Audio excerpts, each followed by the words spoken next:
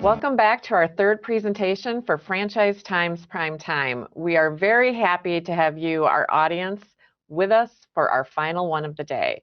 We are very excited to have with us Jack Humbry and Chris Hadley of Byrider. Jack and Chris, welcome. Good afternoon. My name is Jack Humbert. And this is Chris Hadley. We're with Byrider Franchising, and Byrider is the only franchise opportunity that offers used vehicle sales and financing to the consumer. We're really excited to have you here, and we want to thank Franchise Times and Mary Jo for assisting today, and all the attendees. We're excited to really share with you the Byrider offering and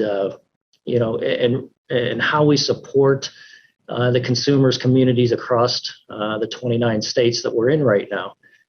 We'd like to start with sharing with you a message, an ad that we feel really reaches out to our consumer and really voices and gives them credit just for being you.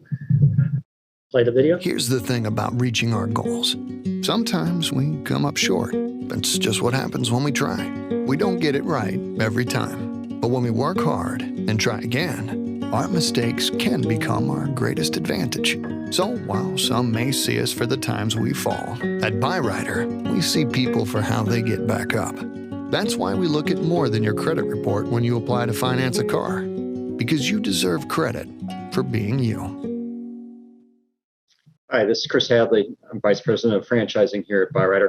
Wanted to introduce you to our concept. We've got a really, really powerful vision, some powerful values that we share with our franchisees that obviously extends to our customers. Customers are first in our book, and we want to make sure that we take care of them. So it all starts with our vision, be the consumer choice in helping people get a fresh opportunity to finance and own a quality vehicle. That is something that we teach our franchisees the minute they walk in the door. We teach them to take care of the customer. We teach them to buy the right vehicles. We teach them to lend money properly. And that's all built around the foundation that was set back in 1989. We've actually been franchising since 1989. And, we've had a lot of success over the years and continue to work on our brand, continue to evolve our brand, but it really does boil down to that vision.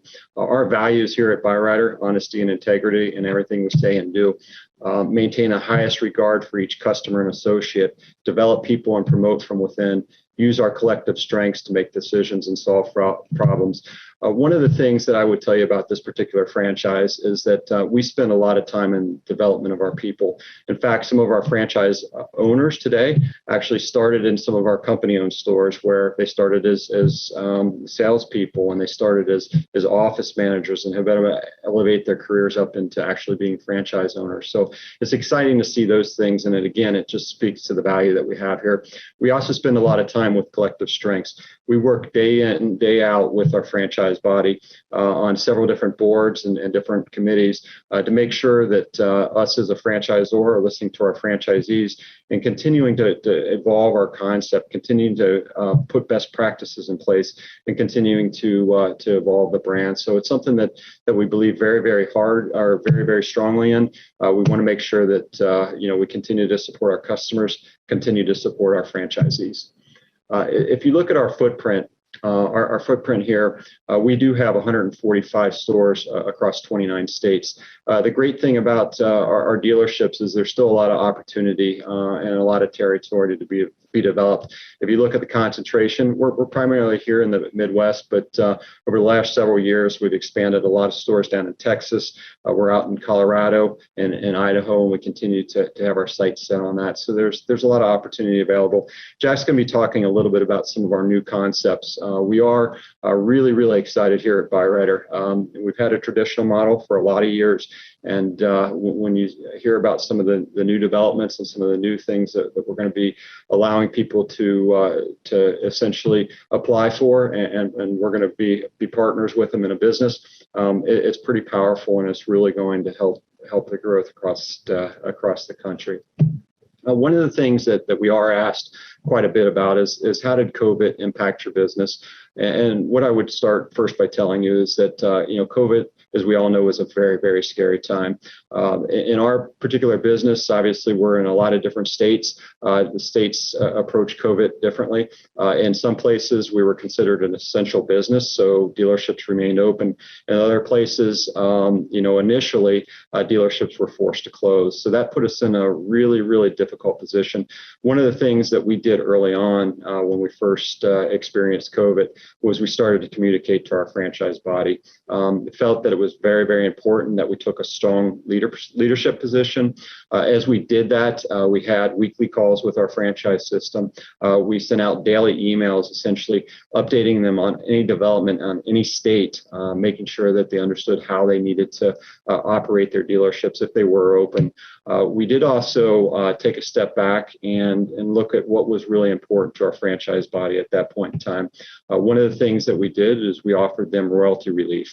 So that was something that was very, very well received, as you can imagine, because again, it was just so unknown what was going to happen. Another thing that we did is we got very, very engaged with the PPP process. I'm excited to say that 100% of our franchise body received PPP funding. That was something that we worked very, very tirelessly. We actually had to work with organizations such as IFA. We talked to our local congressmen in several states, just looking for support, and it was something that we were excited to be able to do for our franchise system. Coming out of that and being able to support our franchise was really important. The other thing that we did was we set our eyes on what was our brand and what are some of the things that we needed to do to really not only survive during the COVID period, but also to thrive. And so we really set out on doing some meaningful things. One of the things that I would tell everyone, we really invested heavily into our digital retailing business. Today, we're one of the only subprime companies that actually has a full online approval process for our customers. What we learned was they didn't want to come into the dealership, especially early on. So we moved our approval process online, where customers can be approved right then and there.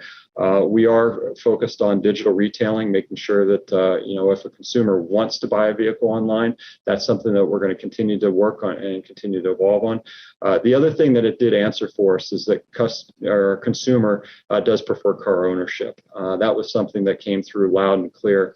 Pre-pandemic, one of the things that we were hearing a lot about was ride sharing and how that could be a business interrupter for us. What we saw with the pandemic is consumers definitely wanted car ownership, and we continue to lean into that. The other thing that we did during the pandemic is really spend time optimizing our vehicle acquisition strategies. If you're not in this industry, one of the things that we do go out and source vehicles from is from car auctions. Car auctions essentially were shut down. So the only way that we could go and buy vehicles were online. So we've really kind of reinforced that with our franchise system.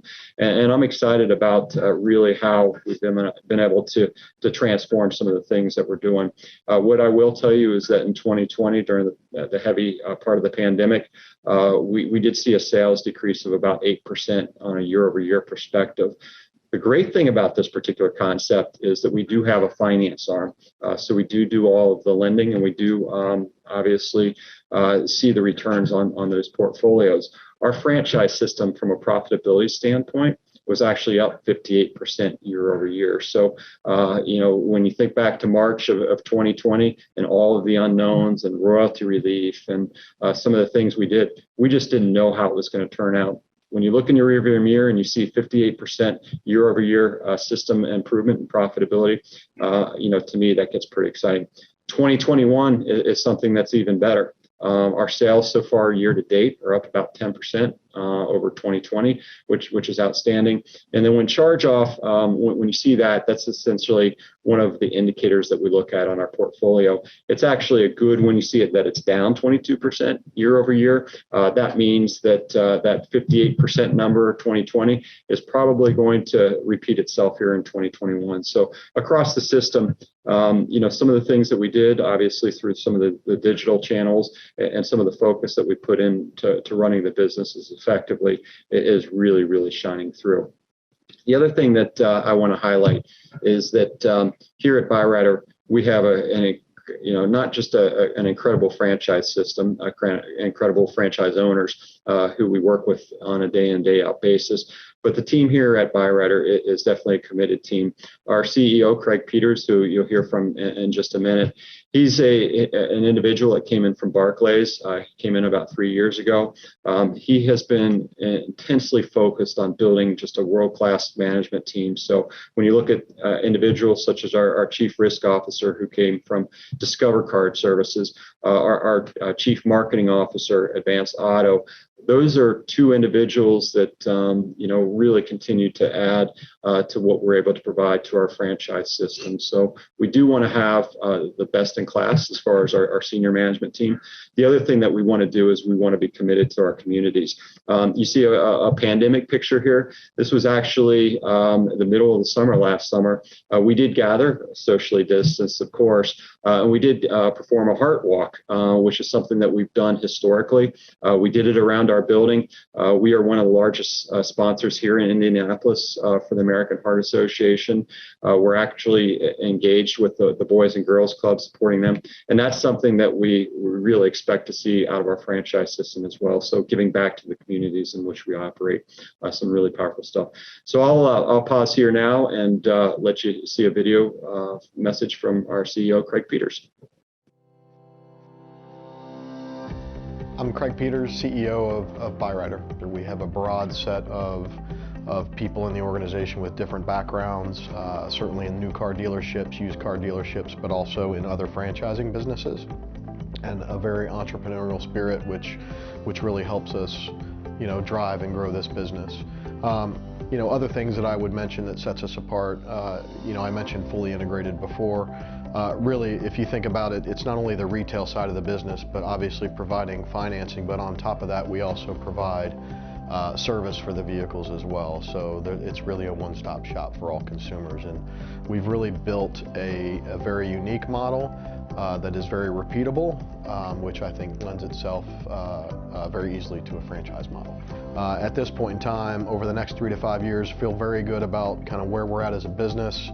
And I think we're really set to scale this business over the next 3 to 5 years, and that's going to be both through franchising as well as corporate store growth.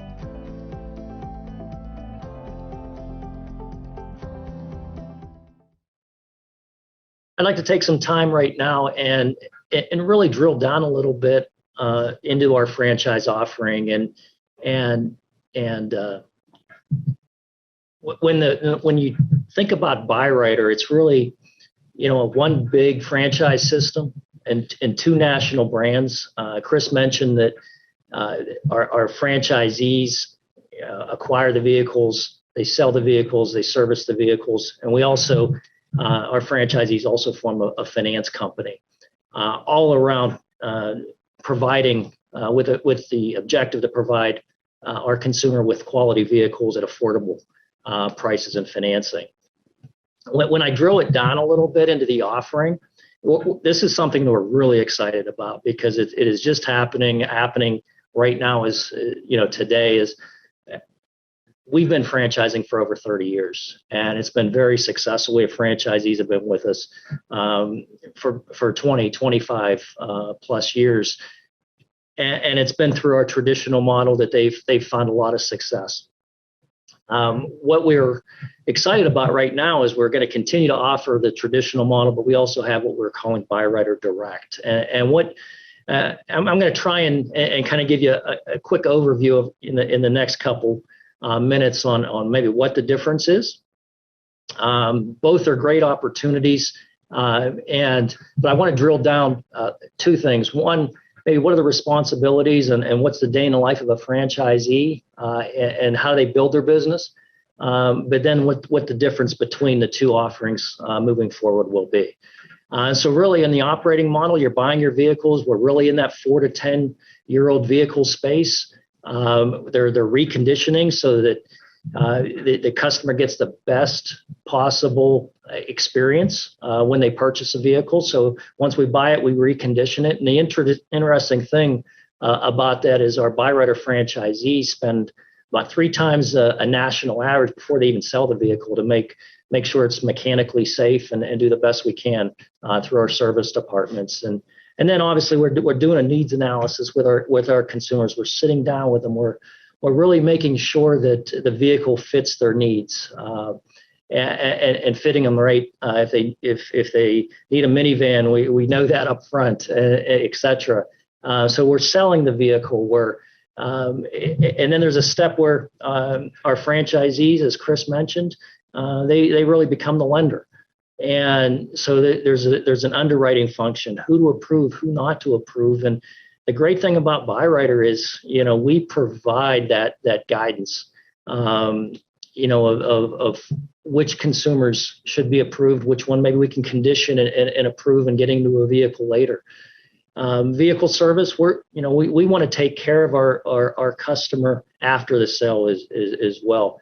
I think in the Byrider world, you'll hear us talk about advancement a lot, having the customer advance, and it's really around that relationship that we build with our customers and why they come back for multiple vehicles over years. So we're going to warranty the vehicle after sale, and really it's really a consumer friendly service and warranty where parts at cost, a low labor rate, really around giving the customer the ability to afford to get their car fixed when it needs to be fixed. And then our franchisees over 3 to 4 years, they're really building $6 to $10 million portfolio of automotive receivables, and so there's going to be some collection activity that's probably going to be needed or will be needed on it, and that's part of the what's happening within that dealership as well. So the exciting thing that we're rolling moving forward is Byrider Direct, which will pull a couple of those pieces out and provide support to the franchisee, meaning the underwriting and any collection activity. We can partner with them through Byrider Finance, corporate-owned Byrider Finance, to provide that support. So really exciting time for Byrider right now in that new offering. So sales, service, finance under one roof, and that's how we succeed and support our customers. What we look like is you'll usually find a Byrider somewhere around the other car dealerships in your area. So when you look to open a Byrider, we're going to provide the support, the real estate, the construction support that you might need. Normally we're looking for somewhere around 1.5 acre lot, and 6,000 total square feet is probably plenty to build in most markets based off of sales volume. So again, you got your sales and your finance department in some of these pictures, and then behind in this example, you would have 3 or 4 service bays to take care of the customer after the sale. So what's our competitive advantage? Well, it's in the automotive and finance industry. It's huge. It's underserved. There's 40 million used car sales a year. It's tremendous demand. We got a couple things that I always think about is 62% of the U.S. of adults own vehicles. 31% of those are subprime. That's an underserved market that our Byrider franchisees are really assisting and helping advance. And it's how we do that. It's through, as Chris mentioned, a vertically integrated model. So it's through the buying and the reconditioning, the sales and servicing, and then the finance arm of lending and collections. And we're providing all the support to help you maximize the opportunity to help customers and to grow your organizations. Everything from operations, business modeling and marketing, buying power. Whether if you own one Byrider dealership or 10, you're going to have the buying power of a 145 dealership network that we negotiate through, whether it's auto parts, et cetera. So the buying power can't be minimized. And the marketing support, and TV and radio commercial. We're creating all that for you so you can place it in your market. Training and real estate and construction I mentioned. So it's really a dealership in a box, and that's the kind of support that we provide our franchisees. So who is our franchisee? Scalability. Almost 60% now of our franchisees own more than one dealership, and the average franchisee owns 3 that they've built over time. So it's really a replicable model.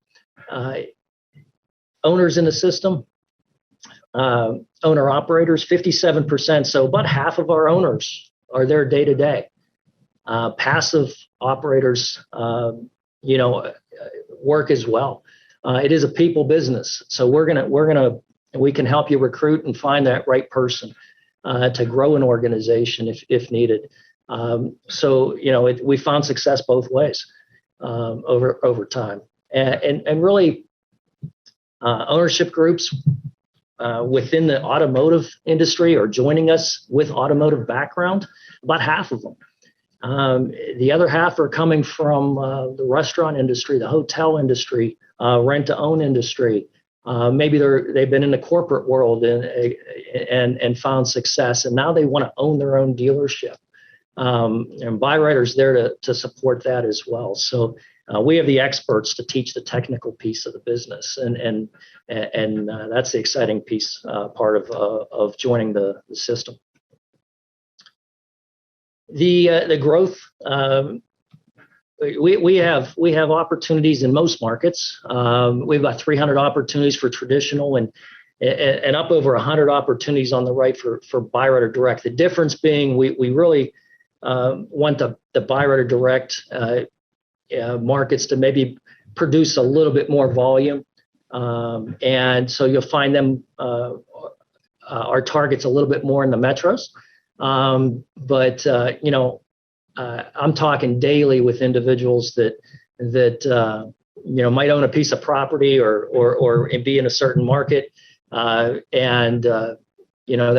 one of the first things we do is we take a look at our mapping software. I have Buxton that we've partnered with over the years, and really what they're doing is they're to approximately a 92% accuracy level. They're forecasting sales volume. They're telling me where our consumer is, what the trade area should be, where the competition is, and we're able to provide that kind of insight to make sure that our dealerships are located in not just the right market, but the right place in that market. So we have plenty of opportunities to continue to expand the franchise footprint moving forward with both the traditional and the Byrider Direct model offering that we have, and really just tightening that up a little bit or drilling that down. The investment levels are different. Hey, let's just say the traditional model is somewhere around $1 million to get in, and the finance arm can be complex. It can be capital intensive, and that's our traditional model.